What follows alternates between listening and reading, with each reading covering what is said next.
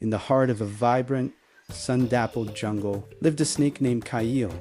His scales shimmered like polished jade, and his eyes held the cold glitter of ancient emerald. Kael was the jungle's silent hunter, feared and respected. He moved with a liquid grace, a ripple of muscle and power, yet, for all his strength, Kael was lonely. He saw the monkeys chattering in the canopy, the parrots squawking in pairs, but he was always apart, a solitary shadow on the forest floor. One morning, as the dew clung to every leaf, Kael saw something new. It was a flash of impossible color, a dance of sapphire and gold. A butterfly with wings like stained glass windows fluttered near a hibiscus flower. Her name was Lyra, and she was new to this part of the jungle, drawn by the sweet scent of nectar. Kael watched, mesmerized. She was so fragile, so full of light. He felt a strange pull, a desire to be near that warmth. He slithered closer, his movements slow and deliberate, trying not to startle her. "Hello!" he hissed, his voice a low whisper. Lyra froze, her delicate wings trembling. She saw the long, powerful body, the unblinking eyes. Every instinct screamed danger. "Don't be afraid," Kael said, sensing her fear. I've never seen anything as beautiful as your wings." Lyra was taken aback. No one had ever spoken to her like that. She was used to being admired from afar, but a snake, a predator? Cautiously, she replied, "Thank you. You are very green." Kael let out a soft, dry chuckle. It was a start.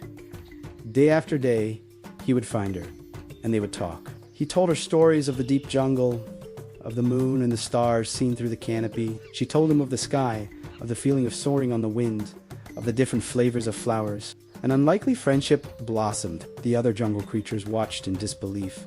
A snake and a butterfly. It was unheard of.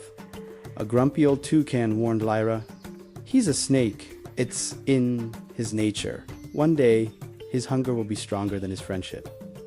Lyra ignored him. She saw a kindness in Kael's eyes that no one else did. He saw a strength in her delicate form that she herself was unaware of. One afternoon, a storm gathered. The sky turned a dark, angry gray. Wind howled through the trees, tearing at leaves and branches. Lyra was caught in a sudden, violent gust. Her small body tossed about like a loose leaf. Her wings snagged on a thorny vine, tearing it. She fell to the ground, helpless.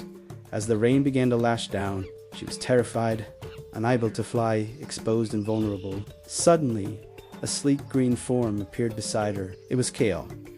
Without a word, he gently coiled his body around her, creating a living shelter. His cool scales protected her from the driving rain and whipping wind. Lyra, pressed against his side, felt not fear, but a profound sense of safety.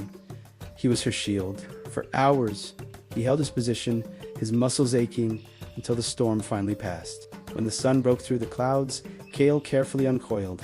Lyra looked at her torn wing in despair. "I'll never fly again," she whispered, her voice filled with heartbreak. "Yes, you will," Kael said with quiet certainty. "You will heal. You are stronger than you think. And until you do, I will not leave your side." True to his word, Kael became her guardian. He brought her sweet dewdrops from leaves and protected her from predators who saw an easy meal. He told her stories to keep her spirits up.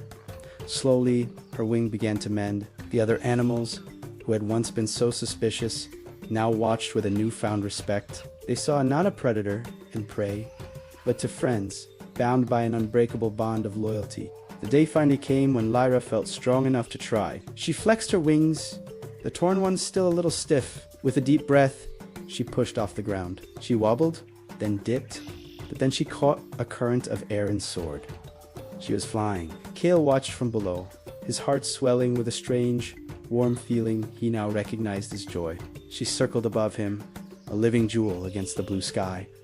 From that day on, they were inseparable. Lyra would ride on Kael's back as he explored the jungle floor, showing him the world from a new perspective. And sometimes she would guide him from above, her bright colors a beacon in the dense green. They had shown the entire jungle that friendship isn't about being the same. It's about seeing the good in each other and being there when it matters most. They were different in every way, a snake and a butterfly, but together they were whole. Thank you for watching.